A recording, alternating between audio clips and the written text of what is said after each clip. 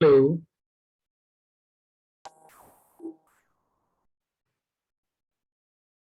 Hello Alia,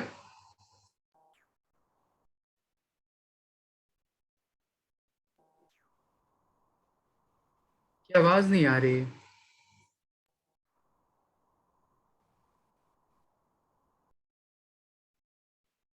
मेरी आवाज आ रही है आपको?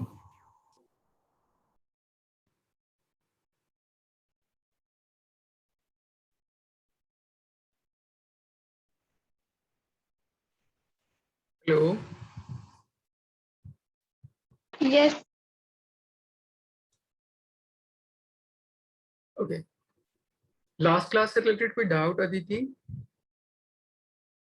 no, sir. आलिया, आप लास्ट क्लास की वीडियो देखी है आपने? कोई डाउट?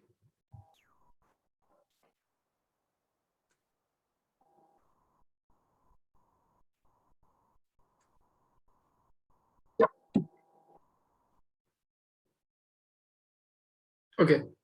सो मैं लास्ट क्लास में सेंटर ऑफ मास के बेस पे चीजें कर ली थी। मैं एक लास्ट टॉपिक सेंटर ऑफ मास में आपको बताता हूँ एंड देन फिर मोमेंट ऑफ इनर्शिया शुरू करते हैं।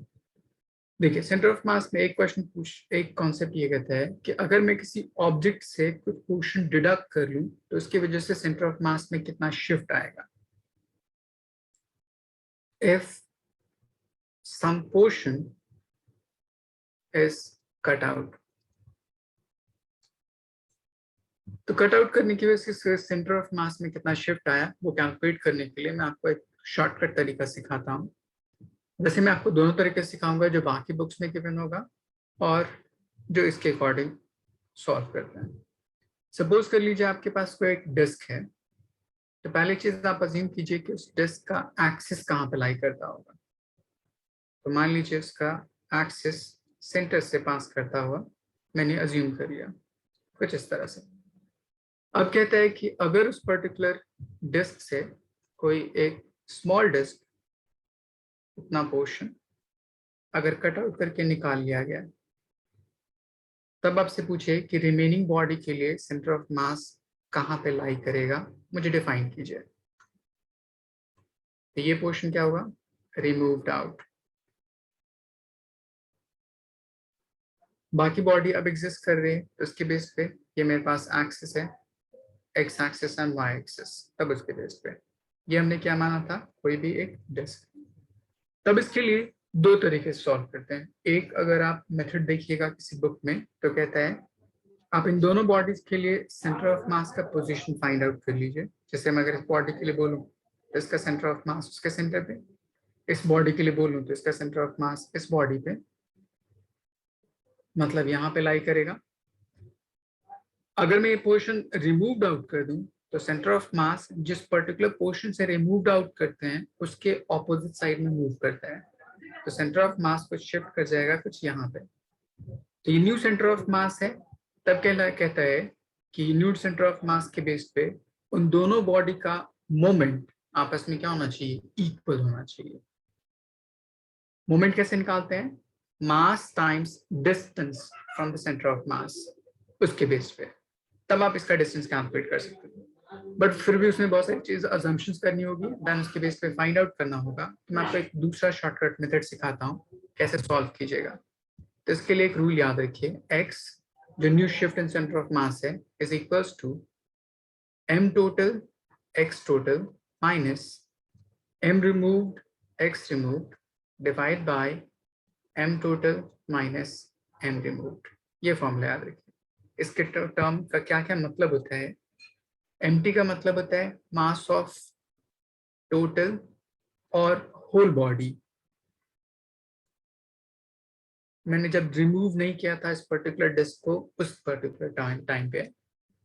एम आर का मतलब होता है मास ऑफ रिमूव पार्ट, जो मैंने ये पार्ट रिमूव किया उस बेस पे या उसकी वैल्यू। एक्स टी का मतलब होता है सेंटर ऑफ मास, उसका पोजीशन ऑफ टोटल बॉडी। और एक्स आर का मतलब होता है centre of mass of remove part. यहां तक कोई डाउट? No, sir. अब देखिए इसको अप्लाई कैसे कैसे करिएगा। अब बोलिएगा ये डिस्क है, डिस्क 1 डायमेंशनल, 2 डायमेंशनल और 3 डायमेंशनल? सिर्फ 2 डायमेंशनल। 2 डायमेंशनल, क्योंकि उसकी विड्थ नेग्लिजिबल होती है। तो 2 डायमेंशनल की जो हम डेंसिटी यूज करते हैं, सिग्मा यूज करते हैं। तो अगर मैं मुझे mass of total body calculate करना है, तो यहाँ से यहाँ तक उसका अपना रेडियस मान लीजिए r, तो इसका area of the larger disc और total disc pi are square, इसलिए हो जाएगा sigma times area of the larger disc. Similarly अगर मुझे रिमूव मास कैलकुलेट करना है, तो यहाँ पे देखिए जो इसका रेडियस है वो टोटल रेडियस का हाफ है, दैट मीन्स r/2। तो इसकी वैल्यू हो जाएगी sigma pi are square by 4। यहाँ तक कोई डाउट? आलिया?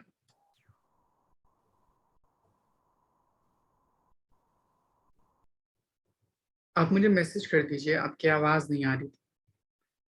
ओके, अगर मुझे एम टोटल को देखना है, मतलब टोटल होल बॉडी है, पूरी बॉडी, तो वो सेंटर ऑफ मास का कहाँ पे लाई कर रहा था? उसके सेंटर पे। तो इसीलिए एक्स टोटल की वैल्यू हो जाएगी 0। एक्स रिमूव, जो रिमूव पार्ट है वो भी एक अनदर डिस्क, जिसका भी सेंटर यहाँ पे लाई कर रहा है। इस ओरिजिन के रिस्पेक्ट में यहाँ से यहाँ तक डिस्टेंस कितना है? r/2, इसीलिए इसकी वैल्यू हो जाएगी xr is equal to r/2। इन सारी वैल्यूज को आप इस सेबेल इक्वेशन में पुट कर दीजिए, आपको न्यू सेंटर ऑफ मास जो शिफ्ट आएगा उसकी वैल्यू फाइंड हो जाएगी। आई बात समझ? अदिति कोई डाउट?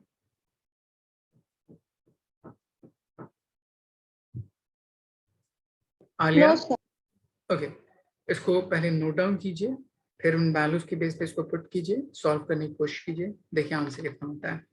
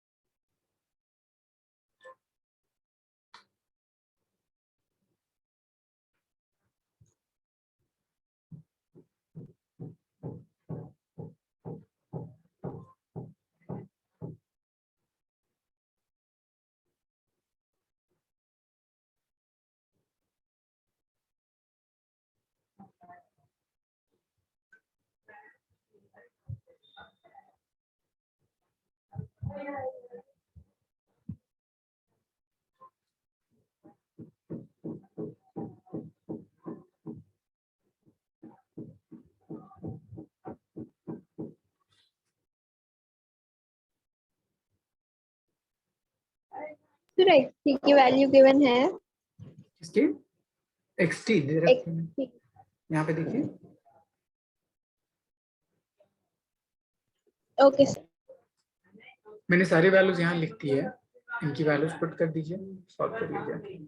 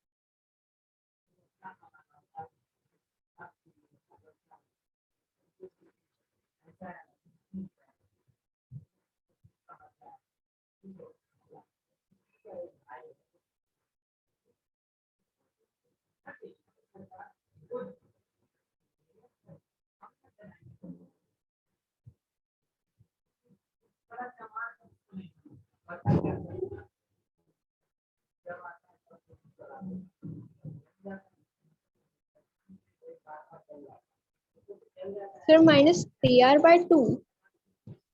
नहीं नहीं, -r/6 इसके अराउंड आएगा। आलिया आपने ओके। सॉल्व किया? एक बार फिर से चेक कर लीजिए अपना आंसर। यस।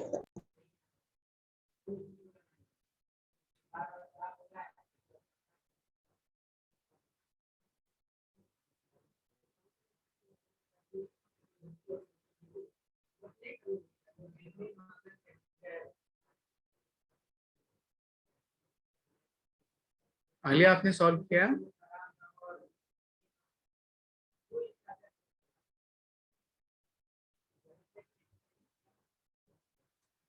ओके Yes, आ गया -5/. ओके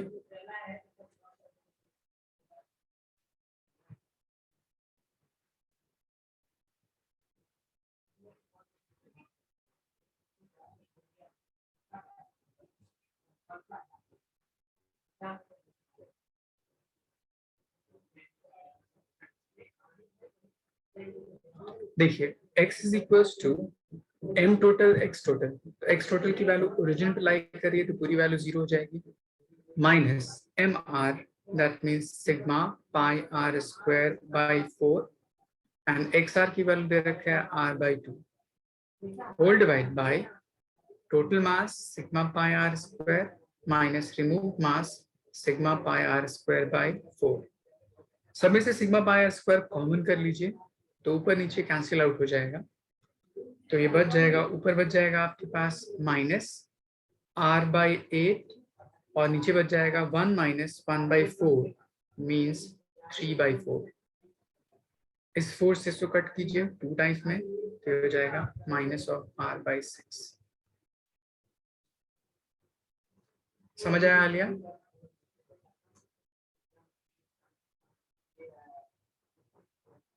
ओके सो ये पोर्शन किसी भी तरह से पूछ सकता है उसके अकॉर्डिंग एंड देन उसके बेस पे सॉल्व कर सकते हैं. मैं आपको इस पे बेस्ड एक अनदर क्वेश्चन देता हूँ. जेई में एक क्वेश्चन पूछा सेम इसी के बेस पे. उसने कहा कि कोई एक डिस्क है इतना बड़ा, इसमें से कोई एक डिस्क कट आउट किया गया, सपोज कर लीजिए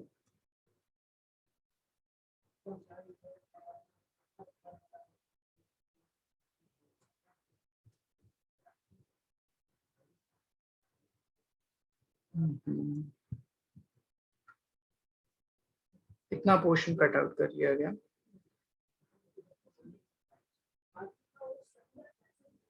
इतना पोर्शन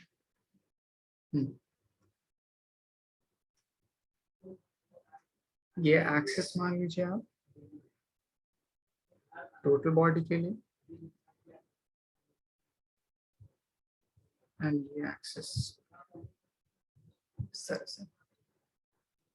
कहता है टोटल ऑब्जेक्ट का डायमीटर 42 सेंटीमीटर है एंड जो स्मॉलर है उसका डायमीटर अगर 28 सेंटीमीटर है तो बताइए कि इसका सेंटर ऑफ मास का पोजीशन कहाँ पे लाई करेगा. नहीं मैं थोड़ा गड़बड़ बोल दिया.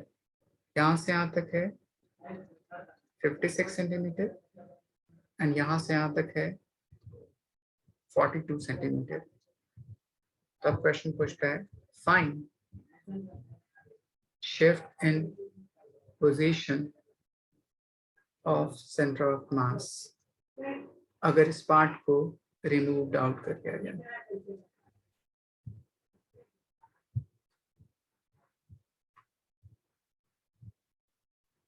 अदिति समझ आया question? Yes, sir. Okay solve करने की कोशिश कीजिए. सिंपली क्या कीजिए, बस mt कैलकुलेट कीजिए, xt कैलकुलेट कीजिए, mr कैलकुलेट कीजिए, xr कैलकुलेट कीजिए, फॉर्मूले में पुट कर दीजिए. इसमें कोई एक्स्ट्रा लॉजिक नहीं है.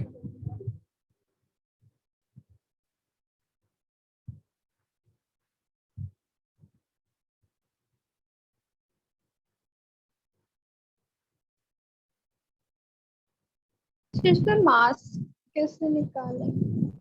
ये ऑब्जेक्ट आपको कैसा दिख रहा है? डिस्क.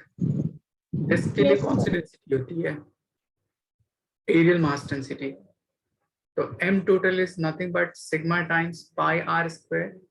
बड़े बड़े डिस्क का रेडियस कितना ले सकते हैं आप? 28. उसका स्क्वायर. अब इसको आप सॉल्व मत कीजिएगा, अभी बाद में सॉल्व हो जाएगा.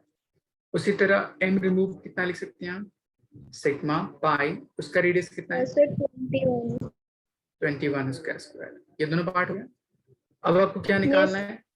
xt and xr. Yes.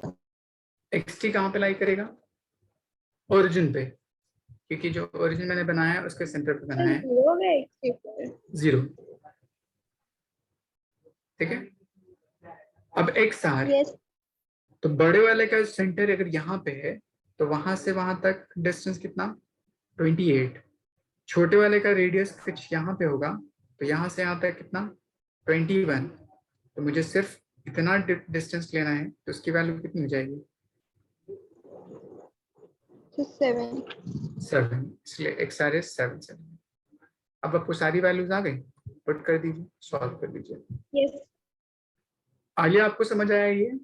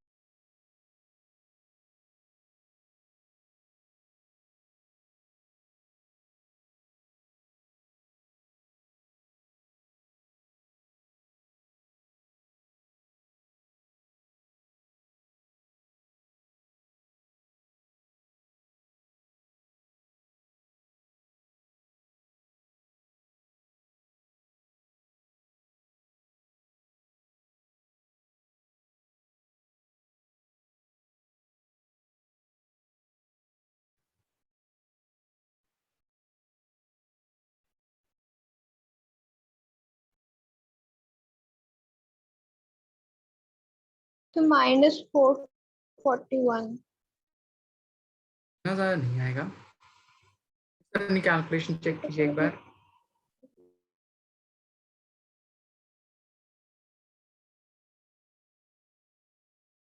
Alia अपना आंसर बताइए आप।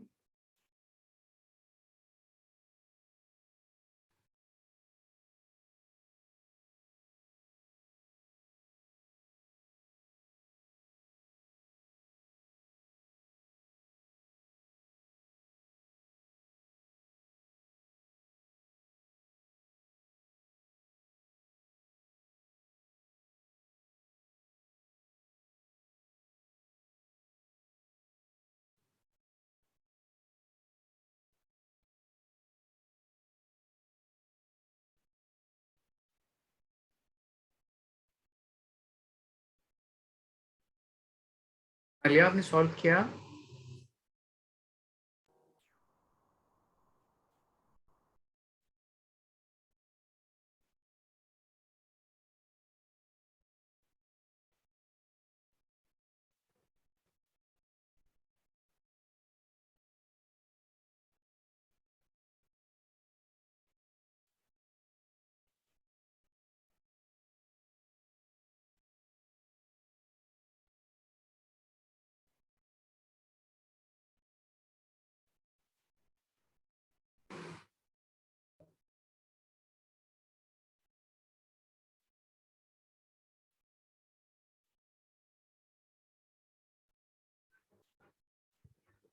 अदिति चेक किया आपने?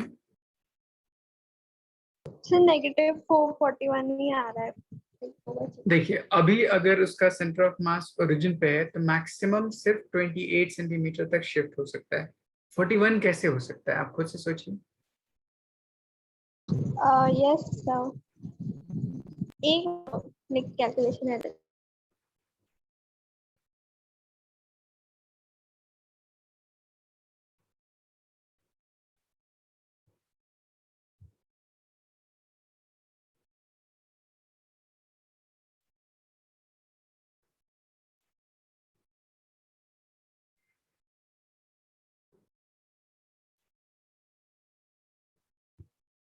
आलिया एक बार फिर से आप अपनी कैलकुलेशन चेक कर लीजिए। वैसे शायद आंसर इतना आ सकता है पर फिर भी चेक कर लीजिए। फिर अभी -63 आ रहा है। अच्छा, ठीक है मैं सॉल्व करता हूँ। देखिए x is equals to M T X T, 0 हो गया, minus M R X R sigma pi 21 square into distance कितना है वहां से वहां तक 7 whole divide by total mass sigma pi 28 उसका स्क्वायर माइनस सिग्मा पाई 21 उसका स्क्वायर इतना ही होगा. Yes, sir. Sigma pi cancel out so हो जाएगा minus 21 into 21 into 7 divide by यहाँ पे हो जाएगा 28 का स्क्वायर यहाँ पे हो जाएगा 21 का square. So A square minus B square तो उसको मैं क्या लिख सकता हूँ A minus B into A plus B. अगर a minus B A plus B कीजिएगा तो ये 49 हो जाएगा.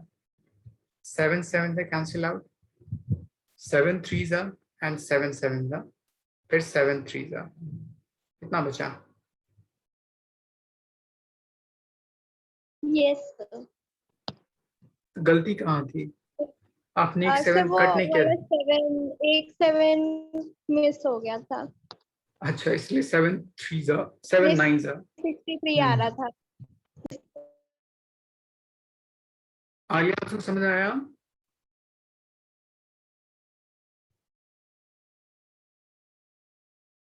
ओके तो एक तरीका होता है इस तरह से आप कोई बॉडी रिमूव्ड आउट कर लीजिए चाहे वो सर्कल में हो स्क्वायर में हो किसी भी तरह से एंड उसकी अकॉर्डिंग सॉल्व कर लीजिए. तो इतना तक आपका सेंटर ऑफ मास का पोर्शन था उसके बेस पे. एक मैं और कंसेप्ट आपको बताता हूँ. जैसे हमने पीछे पढ़ा था यूनिफॉर्म डिस्ट्रीब्यूशन ऑफ मास के लिए सेंटर ऑफ मास कैसे कैलकुलेट करते हैं. मान लीजिए आपकी जो डेंसिटी है वो यूनिफॉर्म ना हो तब कैसे निकालेंगे. Next is for non uniform density. मतलब आपको किसी भी ऑब्जेक्ट के लिए एक पोजीशन डिपेंडेंट फंक्शन गिवन होगा एंड उसके अकॉर्डिंग आपको सॉल्व करनी बोलेगा क्वेश्चन. जैसे एक क्वेश्चन बोलेगा इफ लैम्डा इज 2 + x जो किसी पर्टिकुलर रॉड के लिए डिफाइन किया जा रहा है and total length of rod is 3 metre. Find position of centre of mass. तो हमने शुरू में यूज किया था लैम्डा टू बी कांस्टेंट तो लैम्डा इज इक्वल टू लिखा था m/l which is equal to dm/dx. तो lambda linear mass density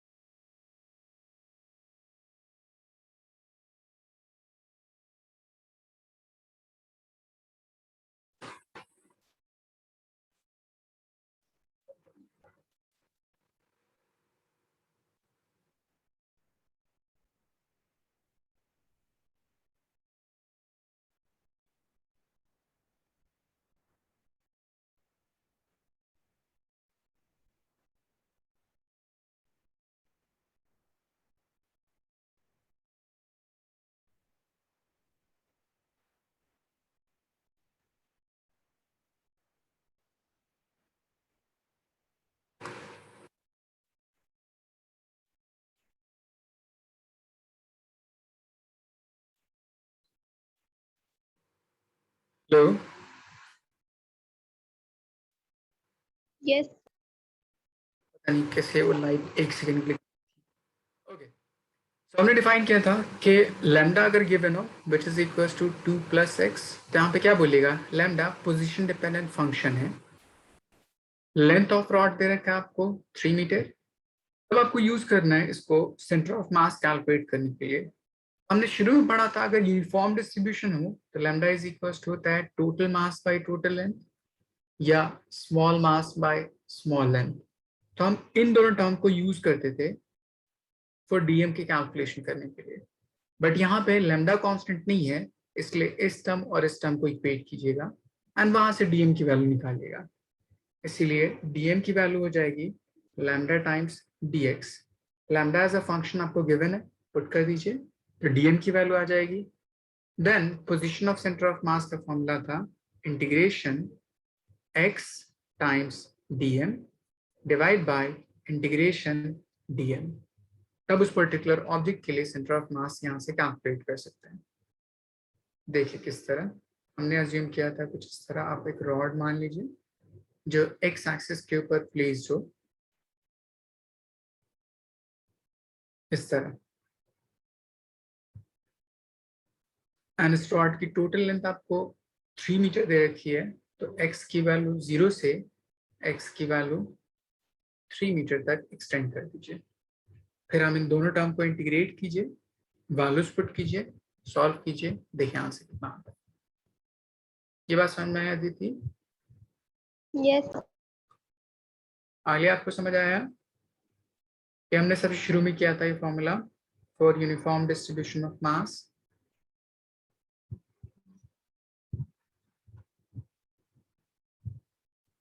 okay, solve करने की कोशिश कीजिए, कितना आता है आंसर।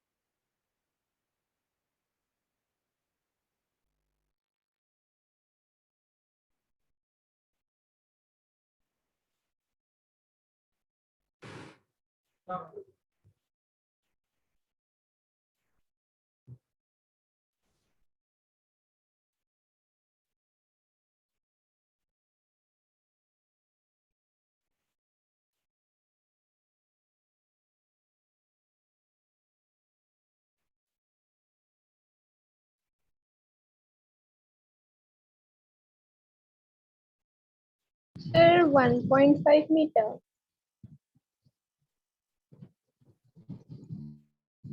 शायद नहीं, 1.5 मीटर तब होता जब वो यूनिफॉर्म डिस्ट्रीब्यूशन होता, तो इसलिए टोटल लेंथ ऑफ रॉड कितनी थी, 3 मीटर, तो 1.5 Yes. मीटर आ जाता। बट यहाँ पे नॉन यूनिफॉर्म है क्योंकि लैम्डा एक्स डिपेंडेंट फंक्शन है उसके बेस पे। Okay, sir.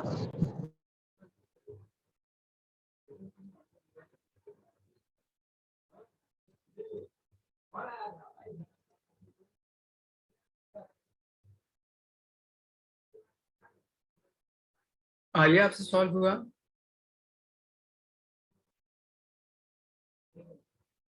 यहाँ पे लैम्डा की वैल्यू पुट कर दीजिए ये टर्म, तो आपको पूरा टर्म आ जाएगा 2 + x dx। यहाँ पे देखिए इस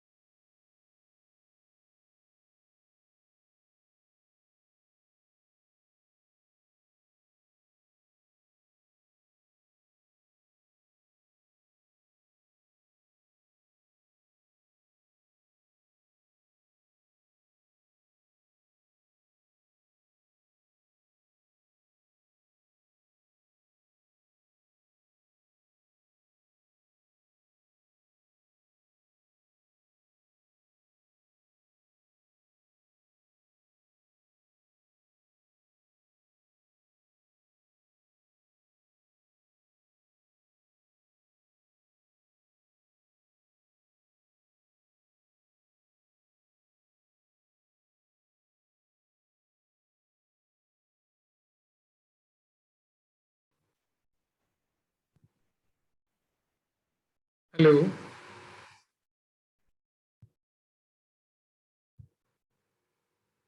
हेलो। Yes, sir. लास्ट क्या था?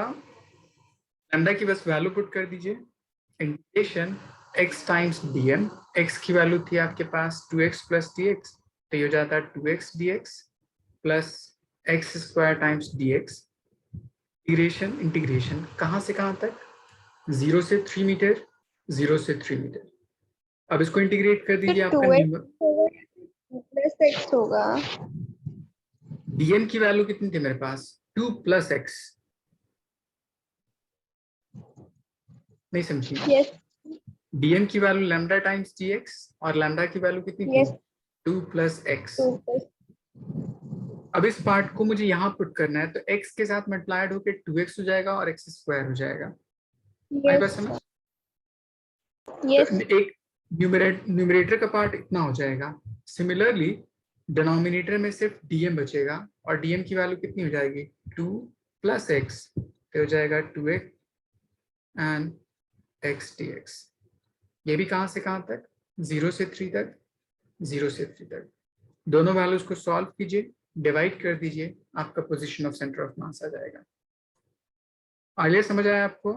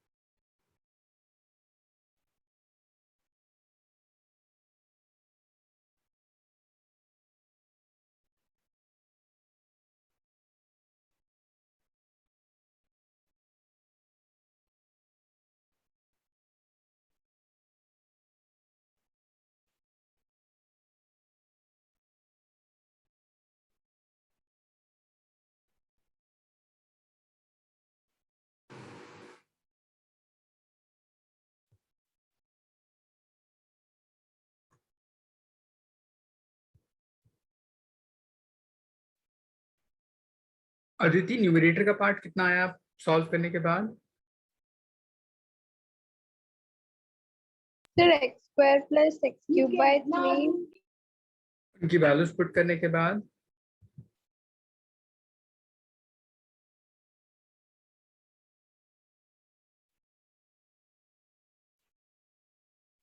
9 plus 9. 18।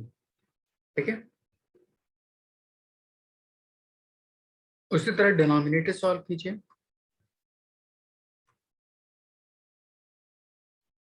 आइए, आपका आंसर इतना आया है numerator part. Denominator 2x plus x cube by 3 है।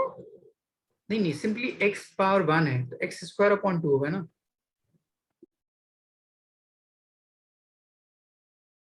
कुछ ऐसा आएगा ना। Yes, sir. अब उनकी लिमिट पुट कीजिए।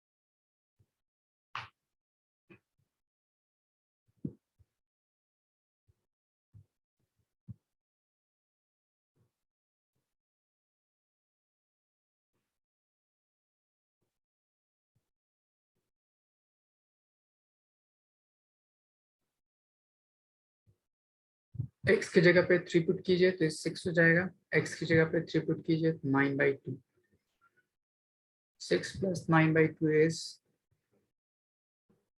21 divided by 2. 21. So position of center of mass, integration of x dm by integration of dm. दोनों वैल्यूज पता है आपको, पुट कर दीजिए, सॉल्व कर लीजिए।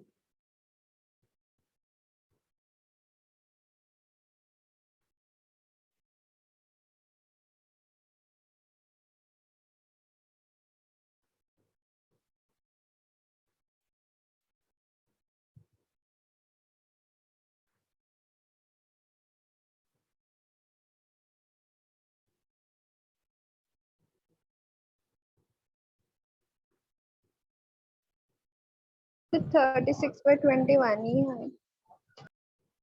उसको सिंप्लीफाई कीजिए। 12/7। तो इसका पूरा आंसर आ जाएगा 12/7। ठीक है, आलिया आपका आंसर इतना आया।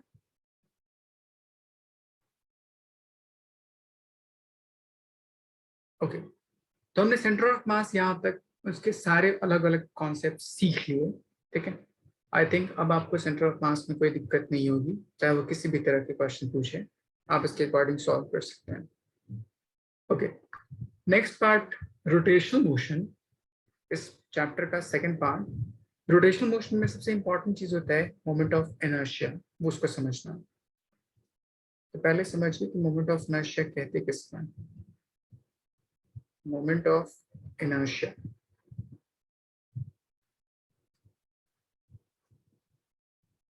सिंपली अगर मैं डिफाइन करूं, मोशन दो तरह का होता है, एक होता है ट्रांसलेशनल मोशन और एक होता है रोटेशनल मोशन।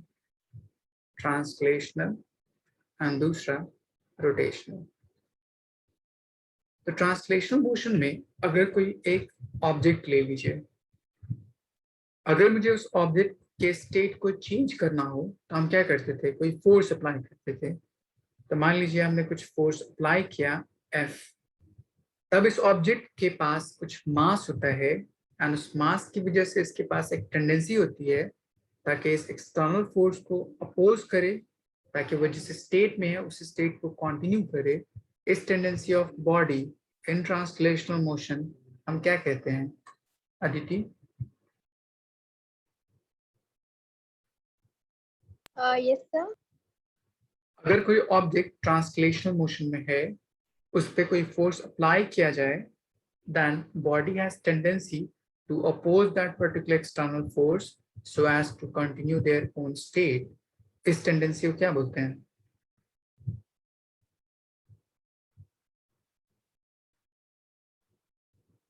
आपने पढ़ा होगा लॉज ऑफ मोशन में एक term that is called inertia. Good. So inertia simply होती क्या है, ट्रांसलेशनल मोशन में ऑब्जेक्ट की टेंडेंसी जो उसके मास की वजह से आती है एक्सटर्नल फोर्स को अपोज करने की, ताकि वो जिस स्टेट में उस स्टेट को कंटिन्यू करे, तब उस टेंडेंसी को हम इनर्शिया बोलते हैं। तब यहाँ पे इनर्शिया डिफाइन कीजिएगा, इन translational motion the tendency of body to oppose external force so as to continue their own state.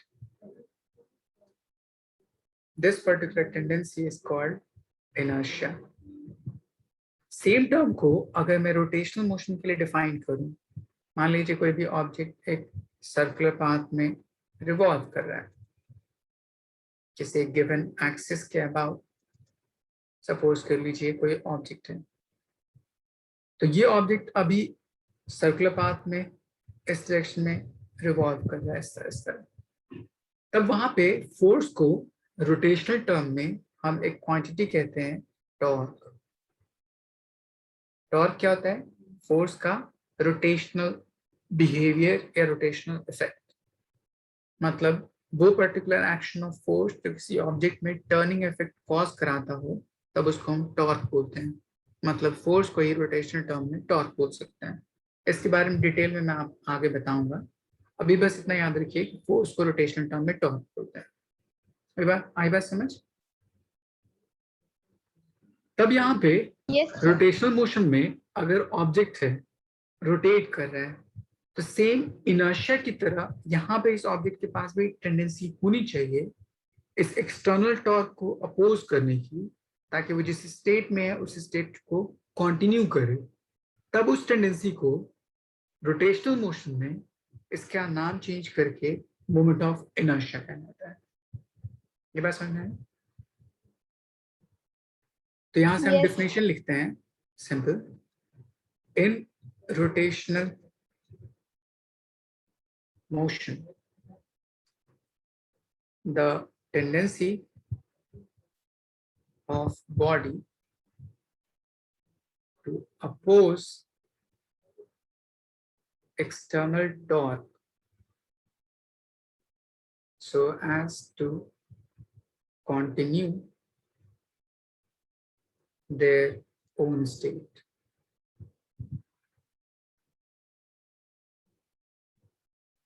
तब उस टेंडेंसी को मोमेंट ऑफ इनर्शिया बोलते हैं। यहाँ तक बात समझ में आई?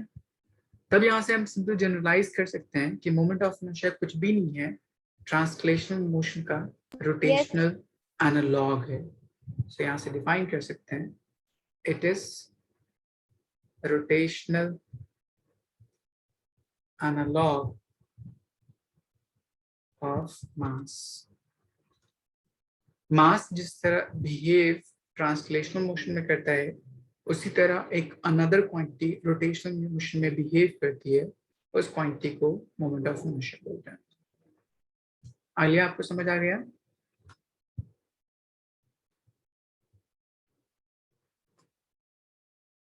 ओके, इसको नोट डाउन कर लीजिए, फिर मैं इसके अलग फैक्टर बताता हूँ, अलग अलग कैलकुलेट करने का तरीका सिखाता हूँ। अगर मोमेंट ऑफ इनर्शिया अच्छे से समझ गए तो फिर पूरा रोटेशनल मोशन अपने आप समझ आ जाएगा आपको।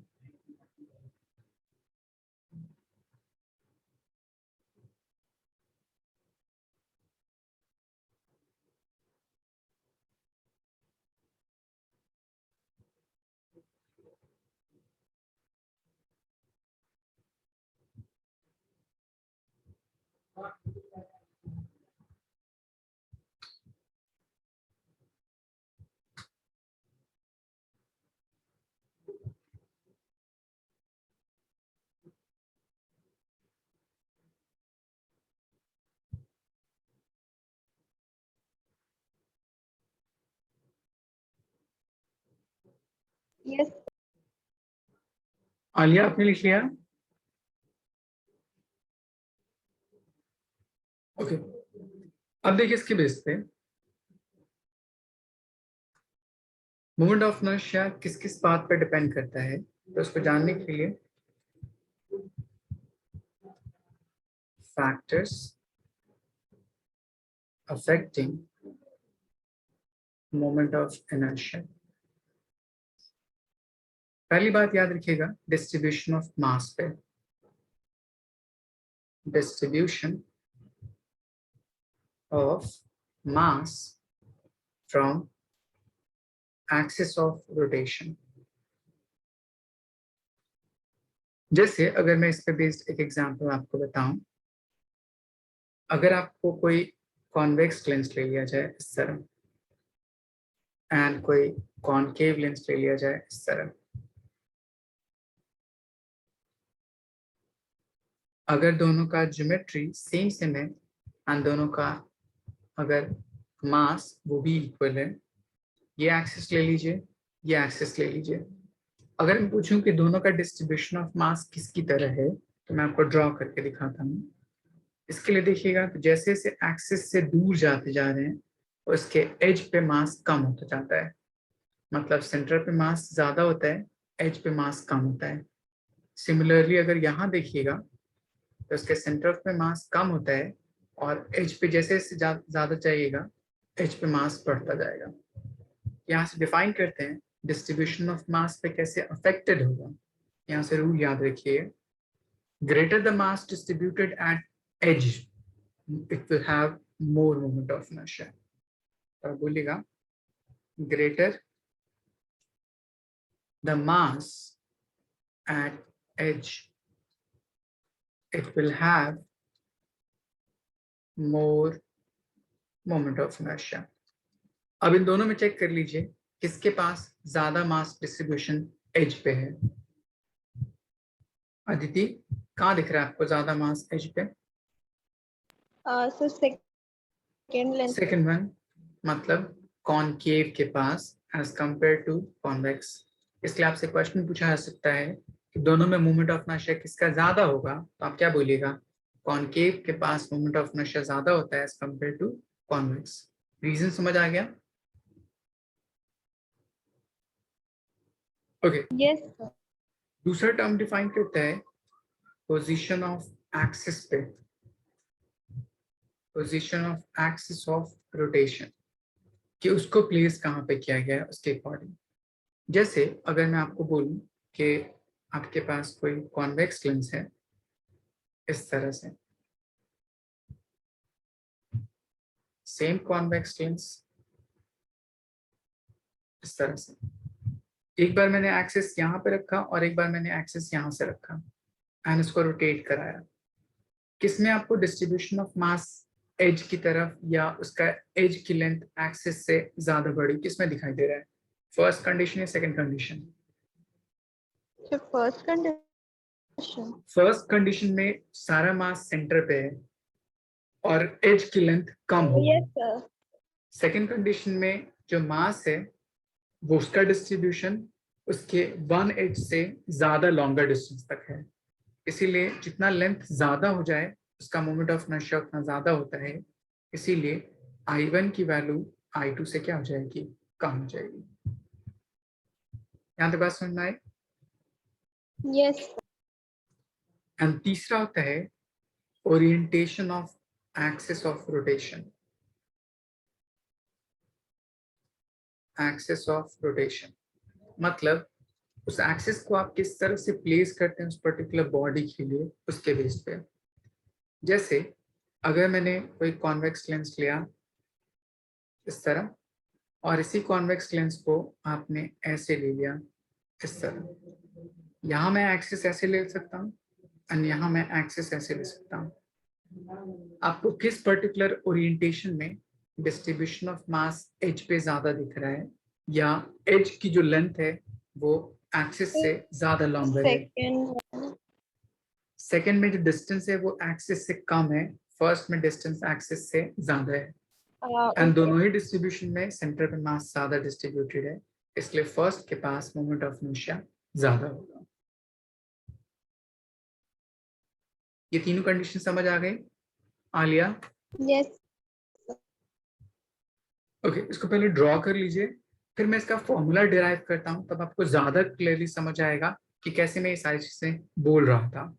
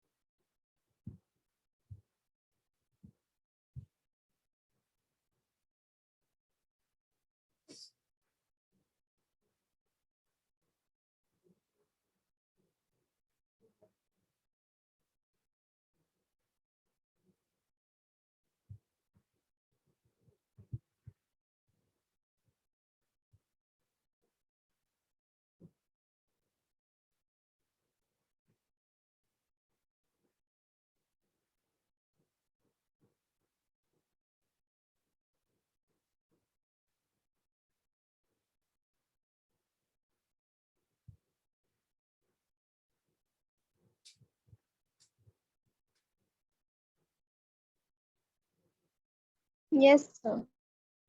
ओके, एक क्वेश्चन पूछा जा सकता है आपसे कि derive formula for moment of inertia using kinetic energy। हम यूज करते हैं हम लोग moment of inertia for discrete particle system। जिससे हमने पहला फॉर्मूला यूज किया था सेंटर ऑफ मास में, सेम इसी तरह यहाँ पे पहला फॉर्मूला डिस्क्रीट पार्टिकल सिस्टम के लिए मोमेंट ऑफ इनर्शिया कैलकुलेट करना। तो इसके लिए क्या कीजिए, आप एक एक्सिस मान लीजिए कुछ इस तरह। उस एक्सिस के अकॉर्डिंग कोई भी एक रैंडम प्लेन हम अज्यूम कर लेते हैं यहाँ से ऐसे। ये रैंडम प्लेन पे यहाँ से आपका एक्सिस ये नीचे की तरफ है और ये रोटेट कर रही है, तो इसमें कुछ बॉडी एग्जिस्ट करती होगी अलग अलग पॉइंट पे, एंड सबके लिए अलग अलग डिस्टेंस हो सकता है। जैसे यहाँ से कोई पार्टिकल यहाँ पे हो सकता है, यहाँ से एक पार्टिकल यहाँ पे हो सकता है, एक पार्टिकल यहाँ हो सकता है, एक पार्टिकल यहाँ हो सकता है, एक पार्टिकल यहाँ हो सकता है। रैंडमली अलग अलग डायरेक्शन में क्या होगा, प्लेस्ड हो सकता है। मास m1 मान लीजिए, उसका पोजीशन r1, मास m2 उसका पोजीशन r2, उसी तरह mass m3 position r3 and so on to mass mn and position rn। ये सारे अलग अलग बॉडीज हो सकते हैं एंड ये सारी चीजें रोटेट कर रही हैं with same angular velocity omega से।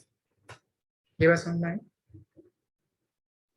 मैंने कोई एक एक्सिस ले लिया इस तरह और इस एक्सिस से थ्रेड से बहुत छोटे छोटे पार्टिकल मैंने अटैच कर दिए।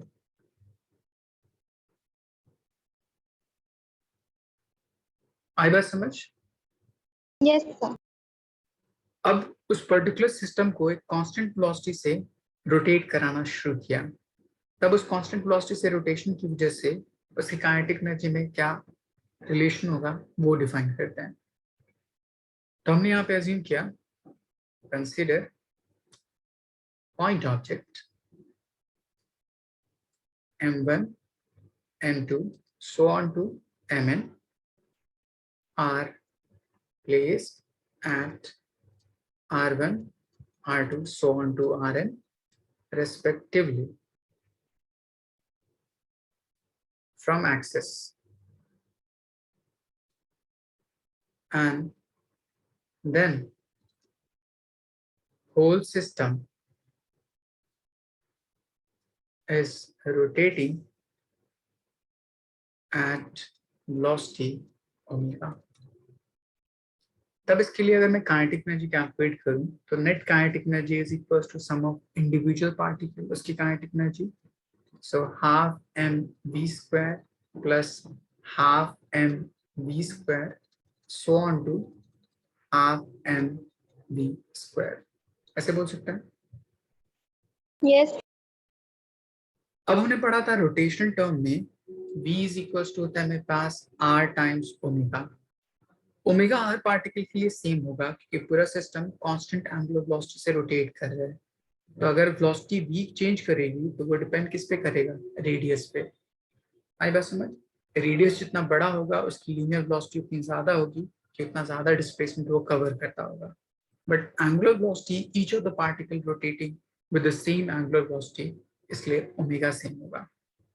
तब मैं उस फॉर्मूले को यहाँ पुट कर दूं, ये फॉर्मूला आ जाएगा half m v is r times omega, similarly half m r times omega plus so on to half m r times omega।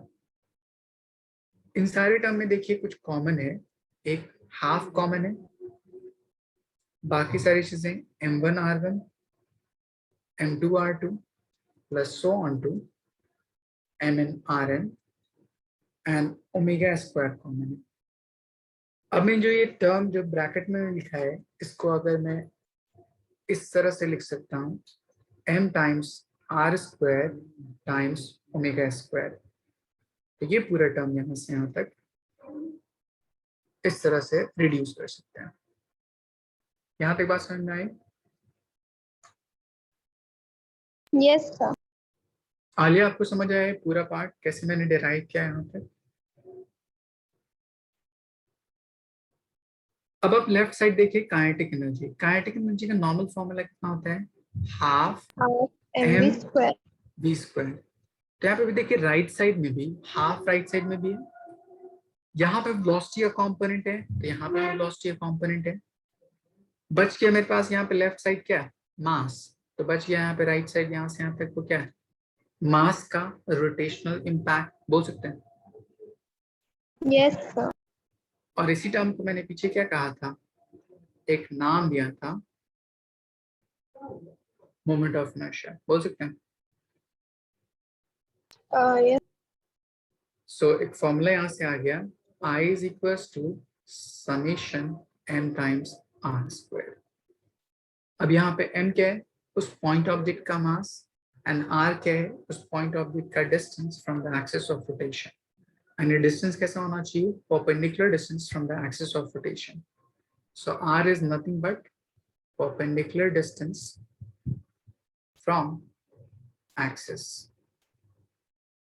अब इसके बेस पे अगर मैं पूछूं इसकी यूनिट क्या होगी तो आप क्या बोलिएगा? m की यूनिट kg एंड r की यूनिट मीटर स्क्वायर, इसीलिए इसके ऐसा Meter unit square. kg metre square. यहां तक कोई डाउट आ लिया आपको?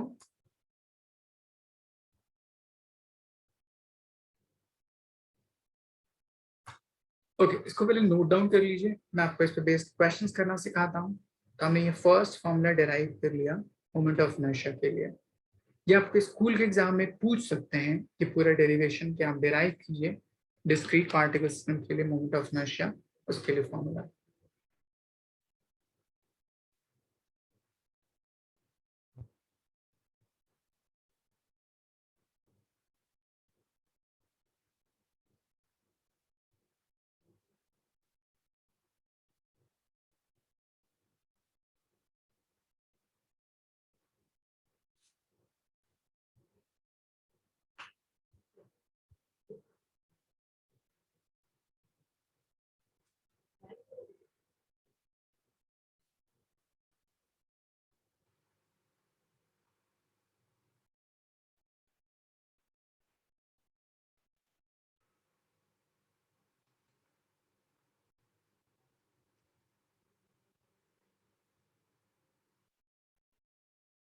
Yes, sir.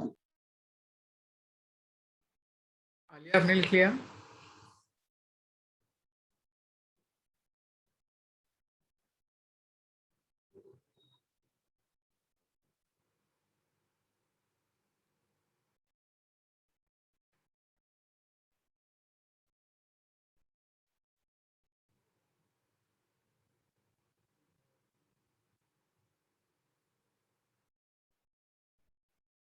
आलिया डन?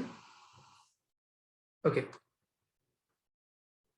अब हमने सॉल्व कर लिया मोमेंट ऑफ इनर्शिया का सिंपल फॉर्मूला। तो अब उस फॉर्मूले के बेस पे मोमेंट ऑफ इनर्शिया कैलकुलेट कैसे किया जाए। तो हमने जो फॉर्मूला सॉल्व किया था summation M R square point object के लिए। तो मैं आपको क्वेश्चन देता हूँ आसान सा। सपोज कर लीजिए आपके पास एक्सिस दे रखा है इस तरह। इस एक्सिस पे अगर आपको ऑब्जेक्ट एक ट्रायंगल पे दे रखा हो, सपोज कर लीजिए यहाँ पे एक दूसरा वर्टेक्स एंड यहाँ से यहाँ तक थर्ड वर्टेक्स।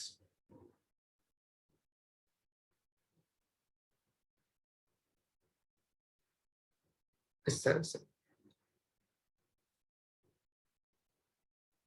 वहां पे मासेस दे रखे हैं। इस पॉइंट पे मास m, इस पॉइंट पे मास 2m और इस पॉइंट पे मास 3m। ये इक्विलेटरल ट्रायंगल है, इसकी लेंथ एंड इसकी लेंथ तीनों की इक्वल। मान लीजिए इस लेंथ को यहाँ से यहाँ तक l। आपको बोलेगा फाइंड मोमेंट ऑफ इनर्शिया। कैसे? पहला Ix, दूसरा Iy। Ix का मतलब होगा कि एक्सिस आपका x एक्सिस है। अगर Ix अगर बोला तो एक्सिस इज x एक्सिस, मतलब x एक्सिस को एक्सिस मान के एंड देन उसके अकॉर्डिंग हर पार्टिकल का परपेंडिकुलर डिस्टेंस ले लीजिए। यहाँ पे y को माना गया है, तो अबाउट y एक्सिस उसको आप एक्सिस ऑफ रोटेशन मान लीजिए। मैं आपको एक पार्ट करना सिखाता हूँ, दूसरा पार्ट आप खुद से करिएगा। सपोज कर लीजिए मैंने x एक्सिस को एक्सिस मान लिया, इस वाले पार्ट को, तब इसका मतलब होगा कि वो इसके अबाउट रोटेट हो रहा है इस तरह। तो हर पार्टिकल का distance perpendicular from this axis निकालते हैं। तो Ix के लिए अगर मुझे सॉल्व करना हो तो फर्स्ट पार्टिकल उसका मास कितना m, सेकेंड पार्टिकल उसका मास कितना 2m एंड थर्ड पार्टिकल उसका मास कितना 3m। अदिति, अगर मैं फर्स्ट पार्टिकल का distance from this x axis देखूं तो ये कितना होगा? 2m मैंने L क्या कहा? फर्स्ट पार्टिकल यहाँ पे m है, उसका डिस्टेंस फ्रॉम दिस एक्सिस कितना है?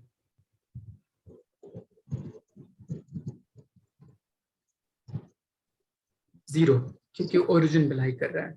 आई बात समझ? yes सेकेंड पार्टिकुलर 2m है, क्या वो x एक्सिस के अबव या बिलो है या x एक्सिस के ऊपर है? sir x axis पे ऊपर तो x एक्सिस से उसका अगर परपेंडिकुलर डिस्टेंस चाहूं तो उसकी वैल्यू कितनी हो जाएगी? 0 भी हो जाएगी। yes सिमिलरली अगर मुझे x एक्सिस से ये डिस्टेंस कैलकुलेट करना है थर्ड पार्टिकल के लिए, तो इसकी वैल्यू कैलकुलेट कर सकते हैं यूजिंग दिस थीटा। ये 60 डिग्री, ये आपके पास l, तो इसकी वैल्यू हम कैलकुलेट कर सकते हैं y is equals to l times sine 60 डिग्री। साइन 60 की वैल्यू कितनी होती है? √3/2 root n। 3/2 तो ये टर्म कितना आ जाएगा? R3 which is equals to √3/2 times of l। आपको मासेस पता है, उनके पोजीशंस पता है, आप फॉर्मूला अप्लाई कर दीजिए। Ix is summation times summation को आप ब्रेक कीजिए, तो m1r1 m2r2 plus m3r3। m1r1 0, m2r2 0, m3 is 3m and r3 is √3 का स्क्वायर, तो 3/4 इंटू l स्क्वायर। तो पूरी वैल्यू कितनी आ जाएगी? 9/4 m times l square. Aditi, एक बात समझ आई आपको?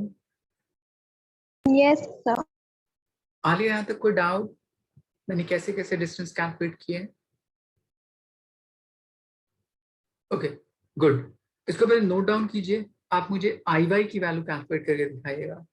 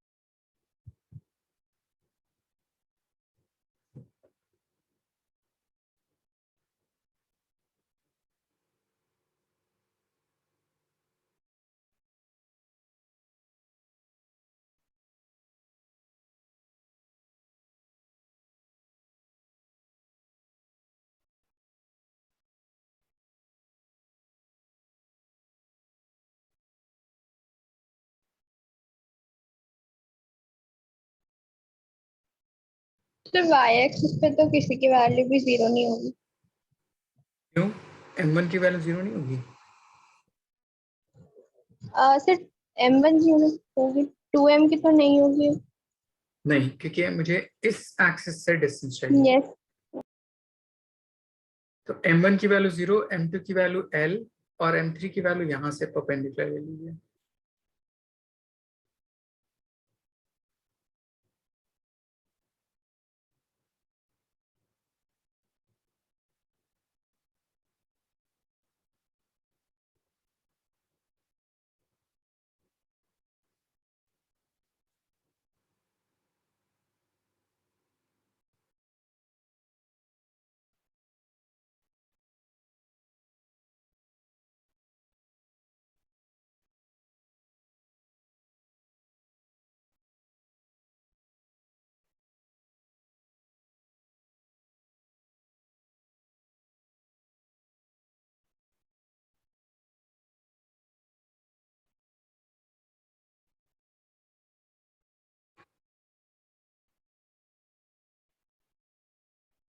चलिए सेकेंड पार्ट सॉल्व हो रहे हैं। सर R2 की वैल्यू।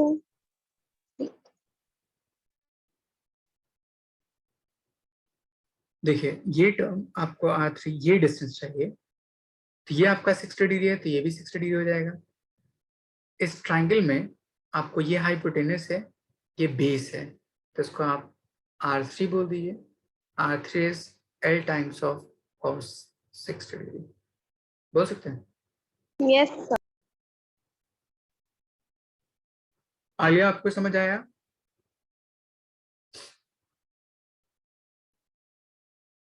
अब सॉल्व कीजिए।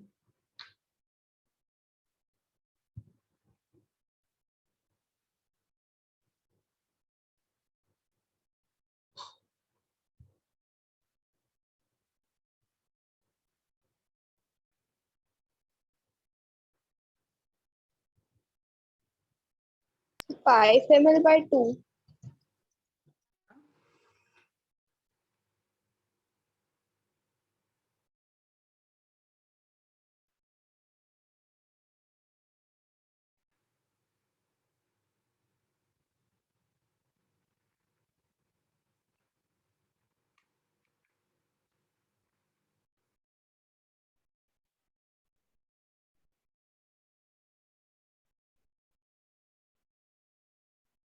अदिति कितना आया आपका आंसर?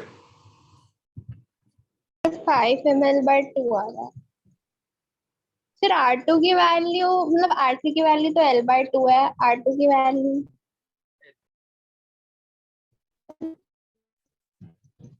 यहाँ से आता है डिस्टेंस। Yes sir. एक बार कैलकुलेशन फिर से चेक कर लीजिए अपनी।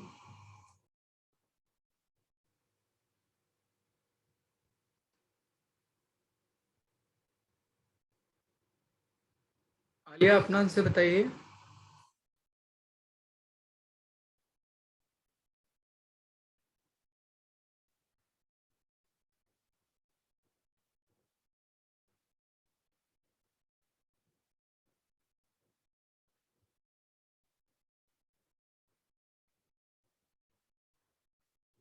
m1 की वैल्यू आपके पास m है, m2 की वैल्यू आपके पास 2m है और m3 की वैल्यू आपके पास 3m है। r1 की वैल्यू ओरिजिन पे, r2 की वैल्यू l डिस्टेंस पे और r3 की वैल्यू l बाई 2। बस इतनी वैल्यूज को पुट कर देना है, सॉल्व कर लेना है।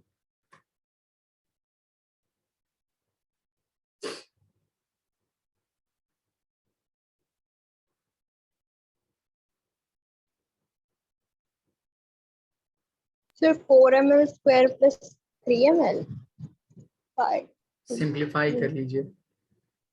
Yes sir.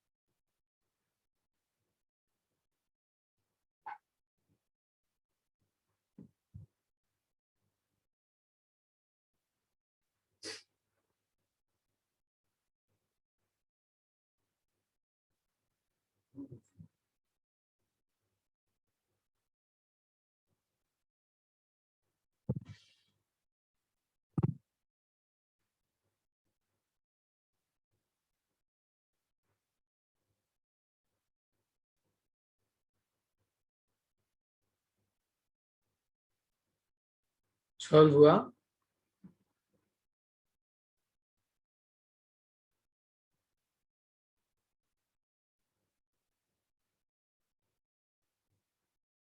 I is equals to m1 r1 उसका स्क्वायर, m2 r2 उसका स्क्वायर एंड तो m3 7 ml r3। by 2।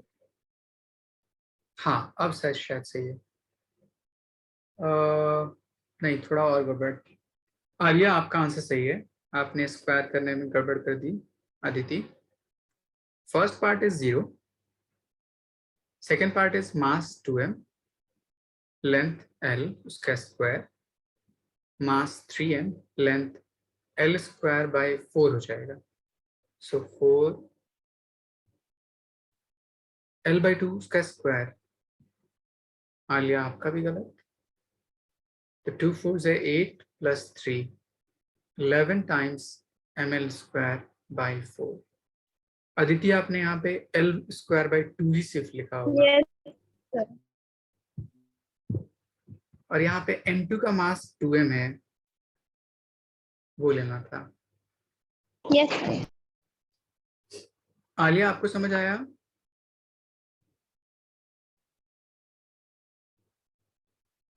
Okay, इसको नोट डाउन कर लिया आपने? Yes sir. मैं क्वेश्चन एक और देता हूँ आसान सा। सपोज कर लीजिए आपके पास एक्सिस इस तरह से है, ये आपका y एक्सिस है, ये आपका x एक्सिस ले लीजिए एंड ये आपका z एक्सिस मान लीजिए। इस तरह कोई भी एक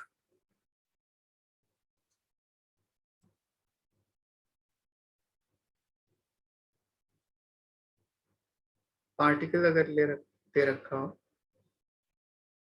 मान लीजिए यहां से एक पॉइंट पार्टिकल इस एंड तक,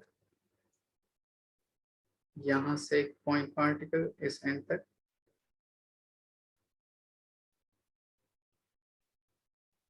एंड यहां से एक पॉइंट पार्टिकल इस एंड तक। ऐसे अगर कोई इक्विलेटरल ट्रायंगल है, तो ये जो ओरिजिन है वो किस पर्टिकुलर पॉइंट से पास कर रहे हैं? उसके सेंट्रॉइड से। एंड इसके मास मान लीजिए m, 2m एंड 3m। अगर ये इक्विलेटरल ट्रायंगल है, इसकी लेंथ l है और इस एक्सिस के अबाउट ये रोटेट कर रहा है, मुझे कैलकुलेट करना है इसका सेंटर मोमेंट ऑफ इनर्शिया कितना होगा।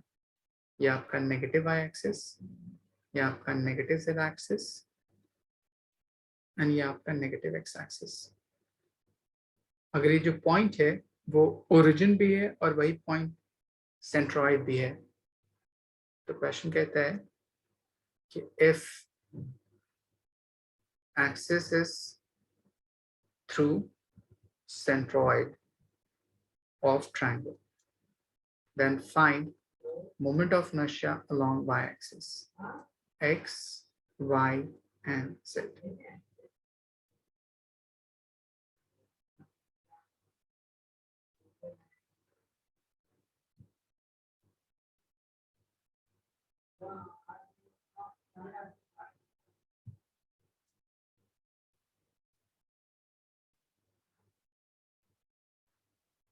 कैसे कैलकुलेट कीजिएगा अदिति?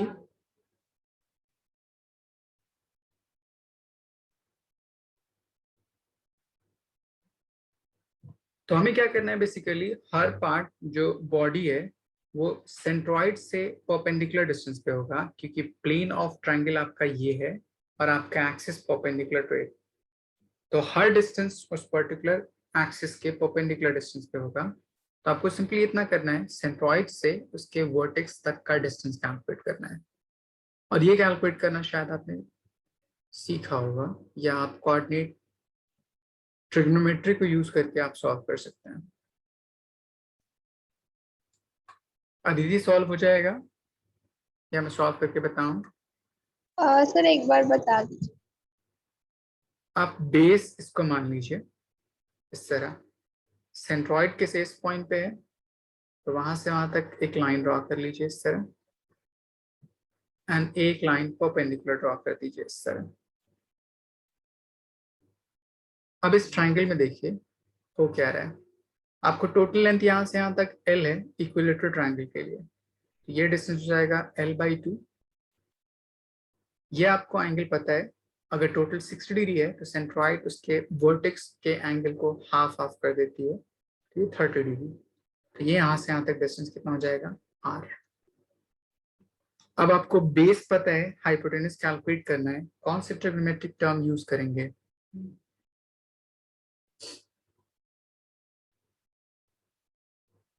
आलिया, मुझे यहाँ पे बेस पता है, एंगल पता है, R कैलकुलेट करना है, कैसे यूज करेंगे? Sine theta, cos theta, tan theta, क्या यूज करें?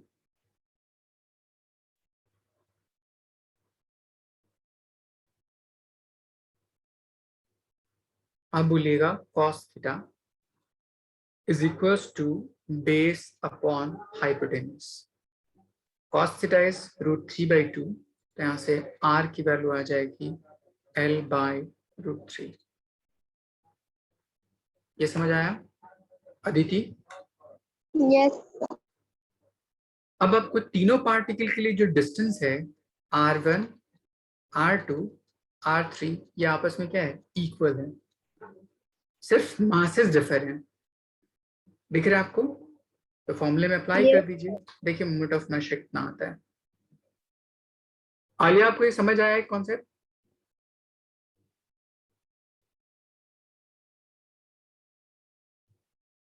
या कोई डाउट, ये ना समझ में आया हो? Okay,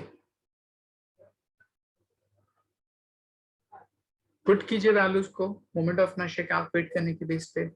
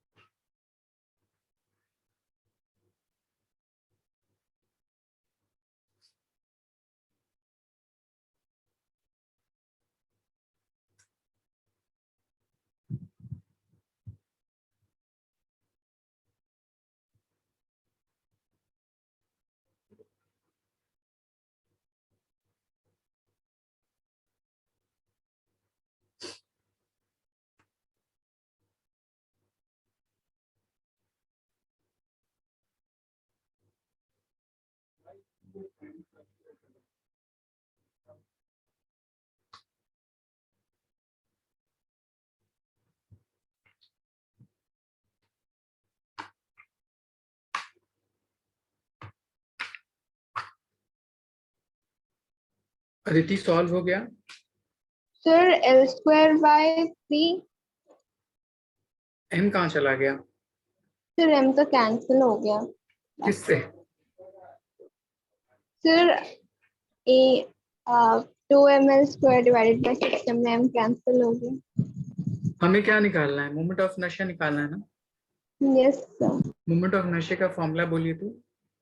I is equals to m1r1² plus m2r2² plus m3r3² divided by m1 plus m2 plus m3। हम सेंटर ऑफ मास नहीं कैलकुलेट कर रहे हैं, इसलिए डिवीजन में कुछ नहीं होता। ओके, तो फिर 6ml² आएगा बस। ओके, सबके लिए R सेम है। Yes sir. एक बार फिर से चेक कर लीजिए अपने साथ सॉल्यूशन को, कुछ और आएगा।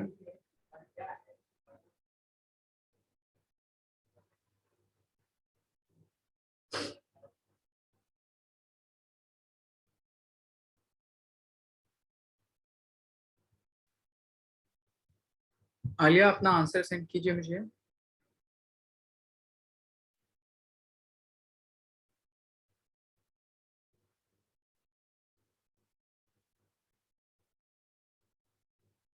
फिर 2ml², बस यही आ रहा है। हाँ, शायद 2ml² आएगा।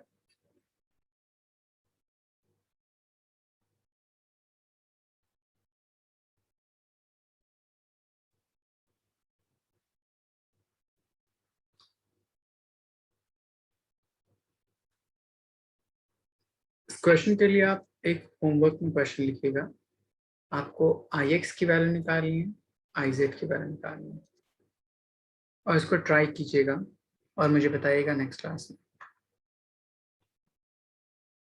ओके अदिति?